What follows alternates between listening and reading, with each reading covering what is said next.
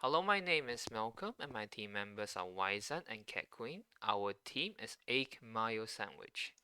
We are presenting our scheduler where we have implemented a version of round robin algorithm that considers priority and a fix for the longest waiting process. This algorithm is meant to be primitive and able to pass all the given test cases. In this presentation, we'll go through the general structure of our implementation, the major feature that help us beat the baseline, and discuss our justification for design choices.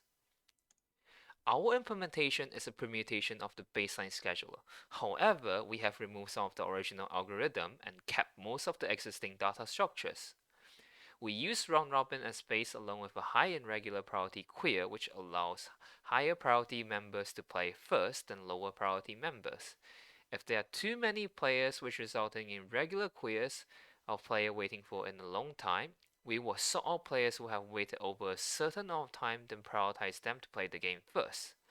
Then we implement an HH algorithms designed by Wyzan for all the players to play according to the orders from high, high, low to play the game. Most of our implementation exists within the original main for loop function that was given from the baseline. This is because in order to use sufficient implementation from the baseline scheduler, such as print states or initializing system and reading user inputs, those must exist. The code inside the main for loop can be broken down into fewer parts, building the queries and splitting it into high and regular queries, selecting the customer based on priority and letting the customer play for a certain time, and then printing the final states. So, why round robin? Round robins gives time quantum to each process, and if the process is not completing within the time, it will go back to the queue again. This solves the issue of if there's a large number of extremely long processes present within the queue, the longest waiting time of the scheduler will be floating off to the roof. The general idea is pretty simple. We build two queue, a high and regular priority queue. The high priority queue for customer with membership and regular queues for regular customer. We use a while loop to assign elements into high and regular queue. So if there's player presence and the queue is empty, the machine will keep assigning them to their corresponding high or regular queue. If every queue is empty and nobody's playing the game, the machine will remain active while there are no players and ready to process if there's any player present. Extreme cases.